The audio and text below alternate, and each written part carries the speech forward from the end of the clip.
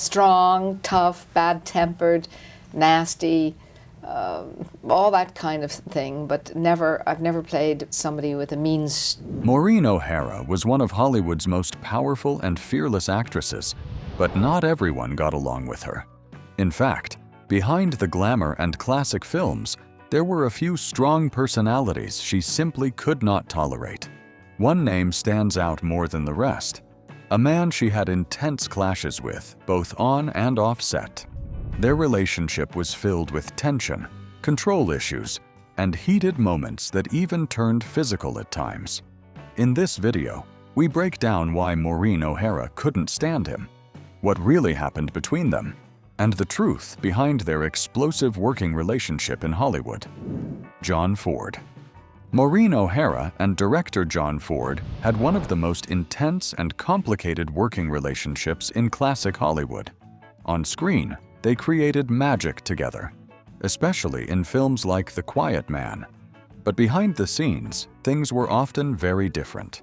Their bond was built on talent, pressure, ego, and a level of emotional intensity that sometimes crossed into uncomfortable territory.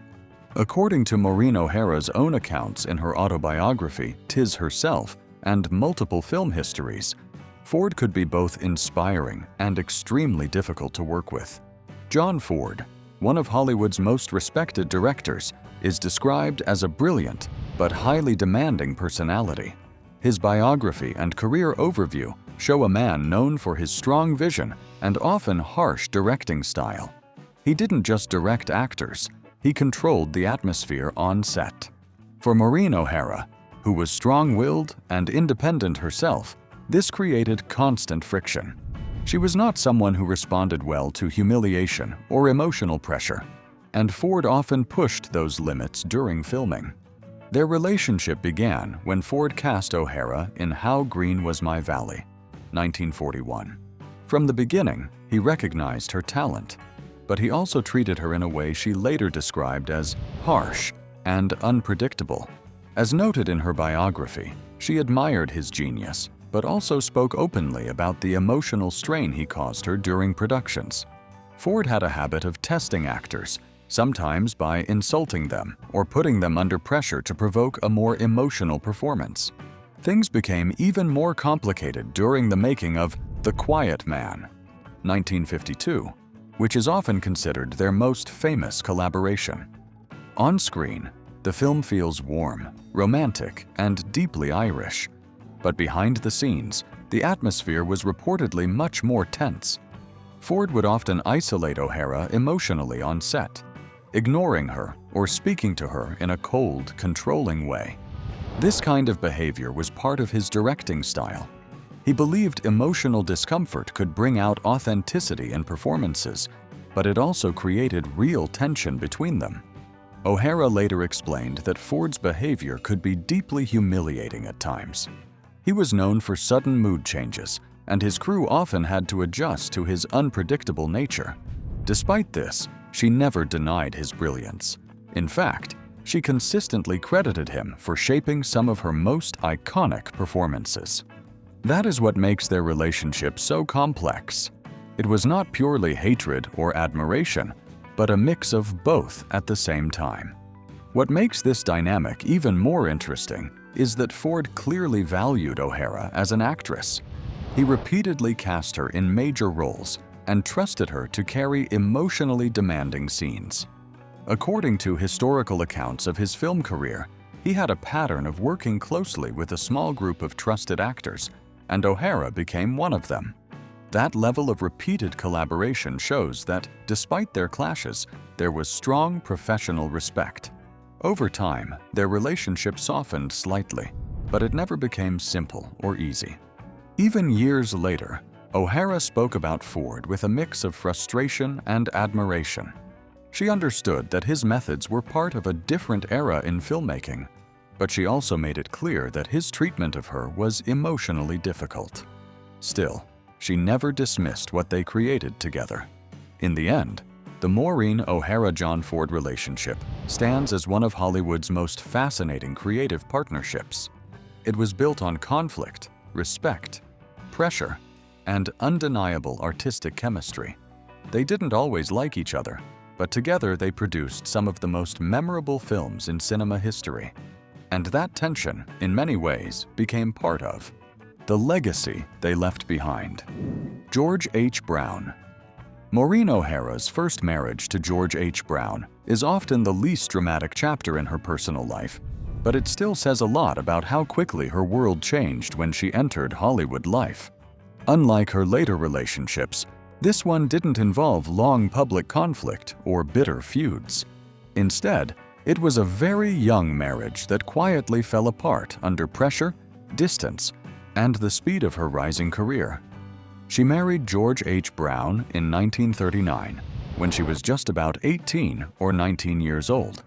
He was an English film producer and assistant director, someone she met during her early days working in the British film industry. At that time, O'Hara was still very young, still figuring out her career, and still living between England and the beginning of what would soon become a Hollywood life. Their relationship moved fast, like many young relationships in the film world back then. According to biographical records, the marriage was kept secret at first, and there were already signs of instability early on, mainly because of distance and career commitments. Brown continued working in England while O'Hara's career was pulling her in a completely different direction, especially as she began getting more important film opportunities. That physical distance alone created a gap between them that was difficult to bridge. At the time, Hollywood and the British film industry were both extremely demanding environments. Long working hours, travel, and studio contracts often left very little room for personal life. For a young couple still trying to understand each other, this kind of pressure can easily become overwhelming. And that is exactly what seems to have happened here. There was no major scandal or public fight, just two people slowly moving in different directions. Some accounts also suggest that the marriage was never fully stable and may have been annulled or legally dissolved within a couple of years, around 1941. By that point, O'Hara was already shifting toward a full Hollywood career, and her life was becoming more and more centered around acting, contracts, and studio expectations. George H. Brown, meanwhile, remained tied to the British film world, which made their separation almost inevitable. What's important to understand here is that there was no hostility between them in the way people often imagine when they hear Hollywood breakup. There are no famous quotes, no public accusations, and no long-lasting bitterness attached to this relationship. Instead, it's described more as an early marriage that simply didn't survive the realities of distance, youth, and ambition. O'Hara herself rarely spoke about this marriage in detail later in life, which also tells you something. It wasn't a defining emotional battle for her in the way her later marriage became. It was more of a brief chapter, something that happened before her real Hollywood journey fully took off. As her career exploded in the early 1940s, with major films and rising fame, her personal life naturally became more complicated. The timing just didn't match. She was becoming an international film star, while the marriage was still grounded in two separate countries and two separate careers. Eventually, the marriage ended quietly, without drama or public fallout. It is often described in biographies simply as an early union that did not last due to career pressures and separation rather than conflict or hatred. Looking back, George H. Brown's marriage to Maureen O'Hara shows something very real about early Hollywood life. Not every breakup is explosive. Some just fade out slowly because life moves too fast, careers pull people apart, and young love doesn't always survive the pressure of ambition. William Houston Price. Maureen O'Hara's second marriage to William Houston Price is often described as one of the most painful chapters of her life. Not a Hollywood scandal, but a deeply personal struggle that slowly broke down over time. She married Price in December 1941. He was a dialogue director and someone she initially saw as kind, steady, and familiar in the chaotic world of Hollywood. But very early into the marriage, things began to change. In her own reflections and later biographies, it becomes clear that the relationship did not turn into the stable home she had hoped for. Instead, it slowly became difficult, emotionally draining, and unstable. One of the biggest issues in the marriage was Price's alcoholism.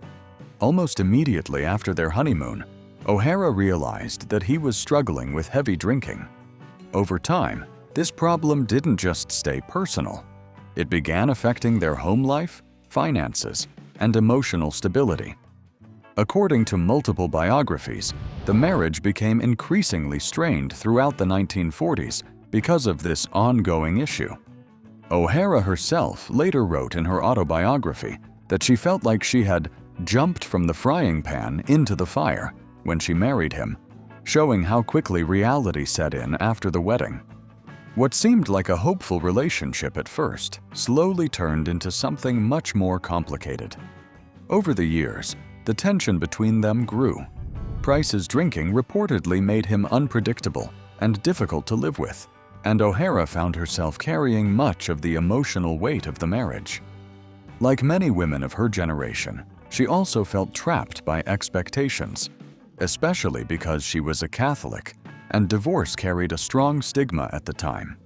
So even when things became unbearable, she struggled with the idea of leaving. They did have one daughter together, Bronwyn, born in 1944. But even that joyful part of life did not fully ease the strain in the household. The marriage continued to deteriorate as the years went on, and the emotional distance between them grew wider. By the late 1940s, the situation had become unsustainable. According to biographical accounts, O'Hara had already begun emotionally separating herself from the relationship, even if legally she was still in it. Eventually, in 1951, Price himself filed for divorce on grounds of incompatibility, and the marriage officially ended in 1953 after a decade together. Looking back, this chapter of her life is often described as one of endurance more than romance. O'Hara didn't speak about it like a celebrity feud or dramatic breakup with another star. It was quieter, heavier, and more personal. It was about trying to hold a marriage together while dealing with addiction, emotional strain, and the pressure of public life. Later in life, she would say that she eventually found happiness again. But the marriage to William Houston Price remained a difficult memory. It shaped her, made her stronger, and also showed a more vulnerable side of someone who was often seen as fearless on screen. In the end, this wasn't a story of hatred or public conflict.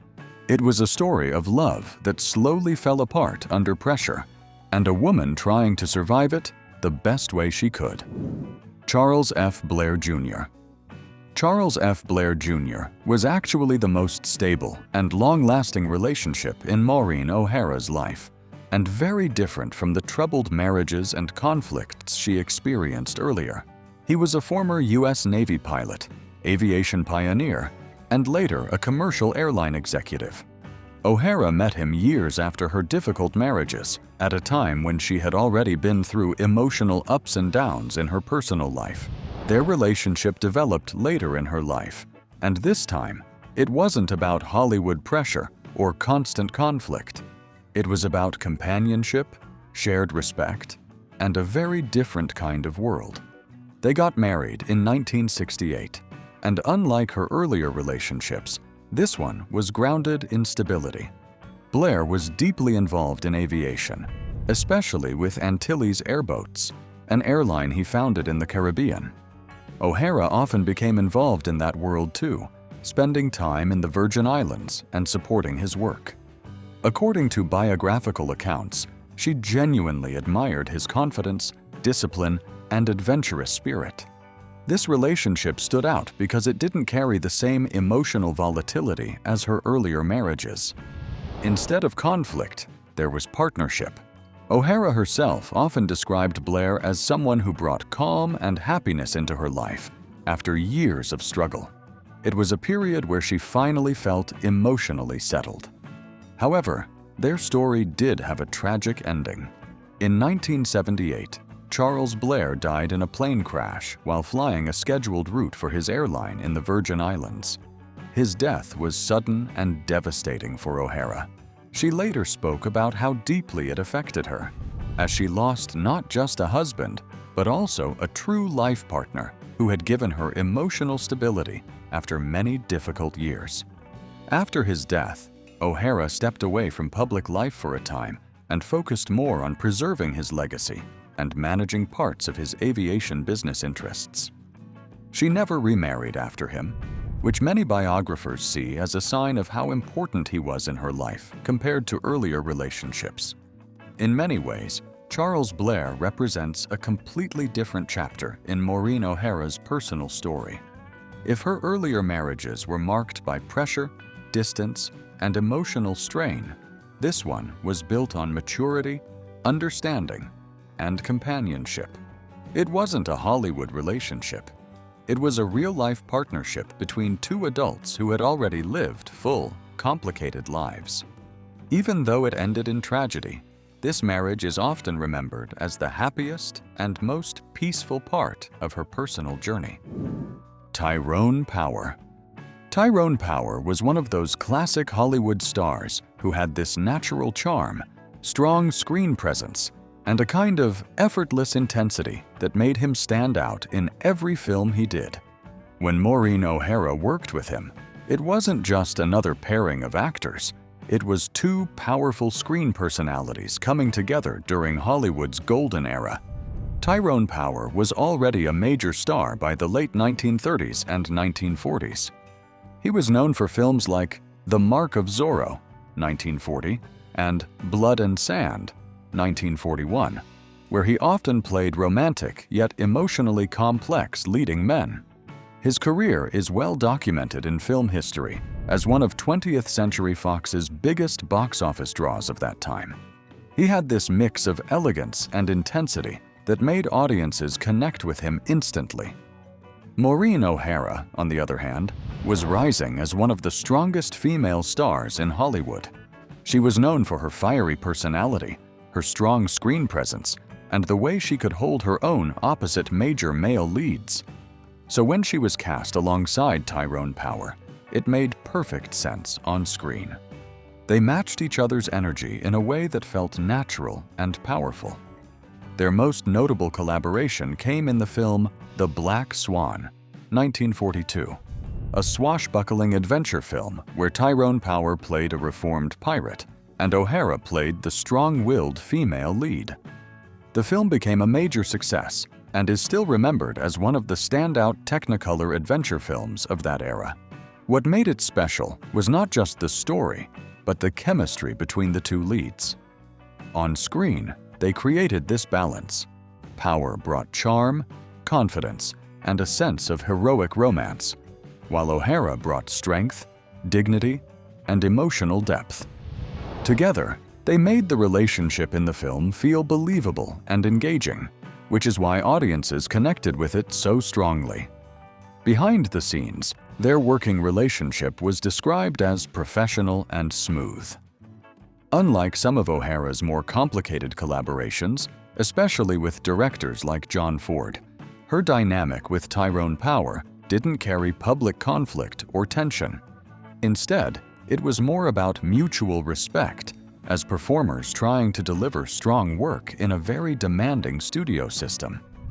At that time, Hollywood was heavily controlled by studios, especially 20th Century Fox, which handled both of their careers. Actors were often paired based on screen chemistry and box office potential, and in this case, the pairing worked very well. Both stars understood their roles and delivered performances that fit the style of big studio adventure films. What's also interesting is how different their screen personas were, yet how well they blended. Tyrone Power often played characters torn between duty and emotion, while O'Hara usually played strong women who wouldn't easily be controlled or overshadowed. That contrast actually made their scenes more engaging because it created emotional tension without needing extra drama off-screen. Even though they only worked together in a limited number of films, The Black Swan remains the most remembered example of their collaboration. It captured a very specific moment in Hollywood history when Technicolor adventure films were at their peak and audiences were drawn to larger-than-life romance stories. Tyrone Power's life and career were cut short when he passed away in 1958, but his legacy remains strong in classic cinema history. Maureen O'Hara continued working for many years after that, building a career defined by strong roles and unforgettable screen partnerships. In the bigger picture, their collaboration represents something very classic about old Hollywood: carefully crafted screen pairings, strong studio storytelling, and actors who could create magic on screen even if they didn't have long-term partnerships off it. Charles Laughton. Charles Laughton played a very important role in Maureen O'Hara's early journey into Hollywood.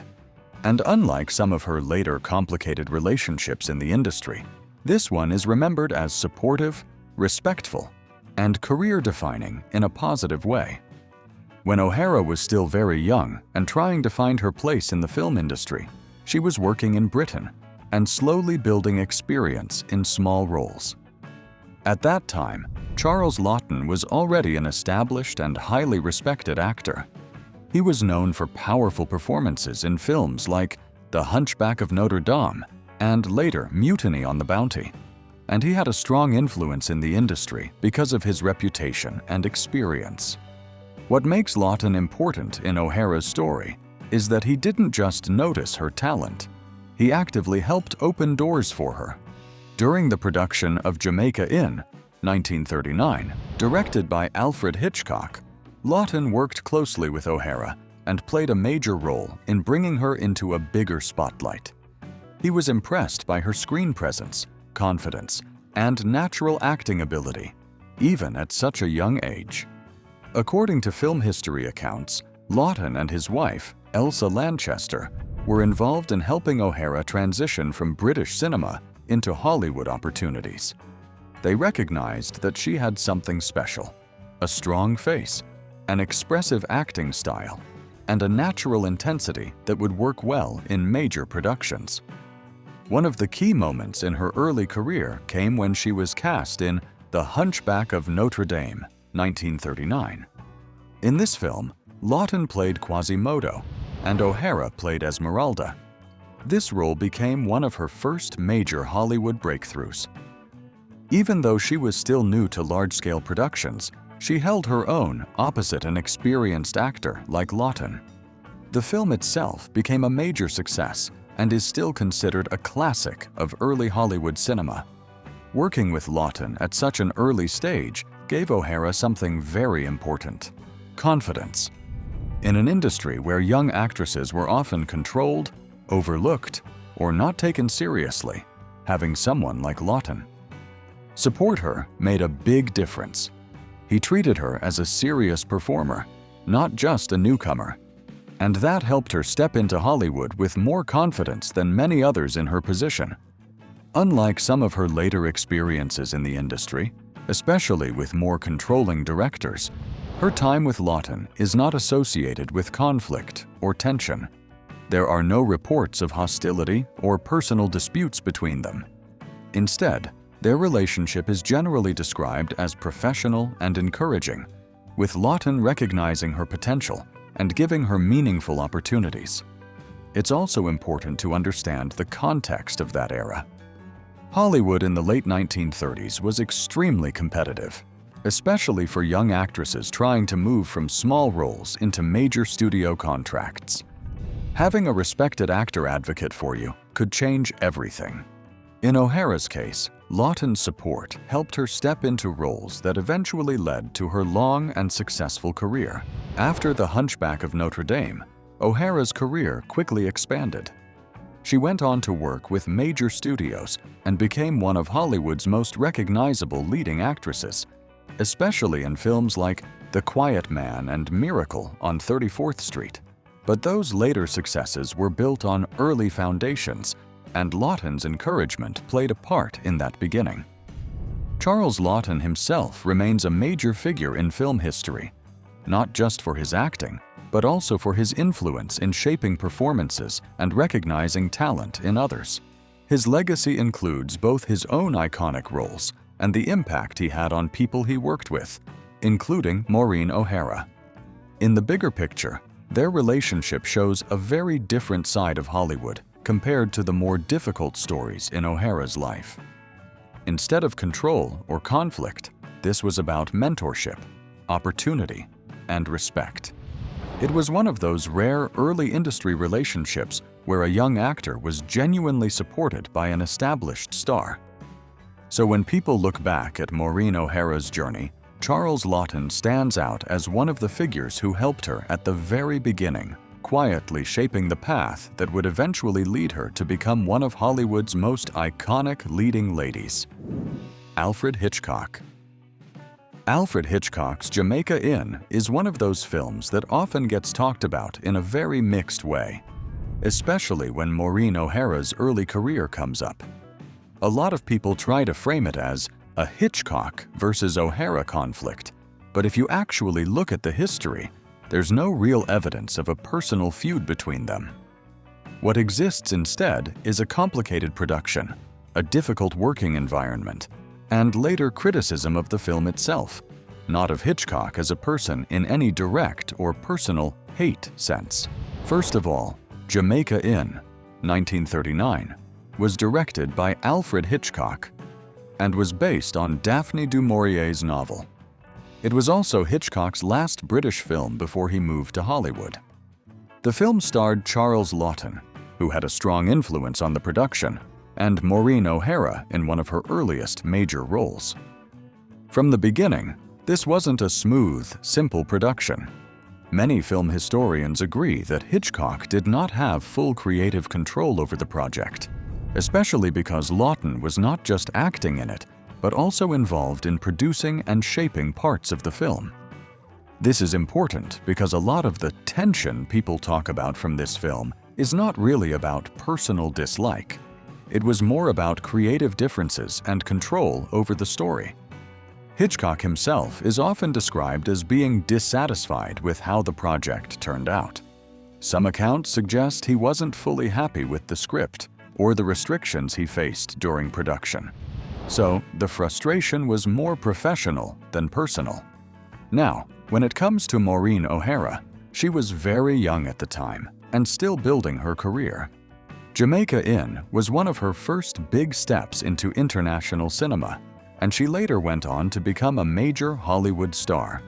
In later interviews and reflections, she did express criticism of the film, but it was aimed at the final result and the overall experience of working on it, not at Hitchcock as a person in a hostile or hateful way.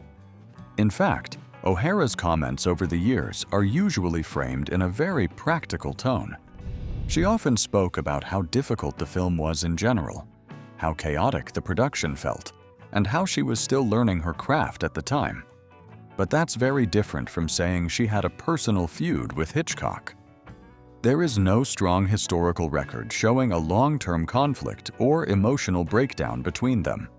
Instead, it looks more like a case of a young actress reflecting later on a difficult early project. It's also worth remembering the environment of filmmaking in the 1930s. Productions were often messy, hierarchical, and driven by strong personalities. Directors, producers, and stars frequently clashed over vision, pacing, and performance style. So when people look back at Jamaica Inn, what they often interpret as drama between individuals is actually a pretty normal example of a complicated studio system working under pressure. Another key point is that Hitchcock himself was not publicly known for holding personal grudges against actors from this film. His bigger reputation for controlling sets and being very specific about performances is well documented. But Jamaica Inn is not remembered as a personal conflict story between him and O'Hara. It's remembered more as an uneven film where many strong personalities were trying to shape the same project in different directions. So, if you step back from the myths, the situation becomes clearer. There was no real hate dynamic between Alfred Hitchcock and Maureen O'Hara. There was a difficult production, some creative dissatisfaction on all sides, and later honest criticism of the film's outcome. But that's very different from a personal feud. And that's the real story behind Maureen O'Hara and the people she worked with and clashed with over the years. Not everything was scandal or hatred. Sometimes it was just strong personalities, creative pressure, and difficult film sets colliding in old Hollywood. If you enjoyed this breakdown, make sure to like the video, subscribe, and stick around for more deep exploration into classic Hollywood stories you don't usually hear.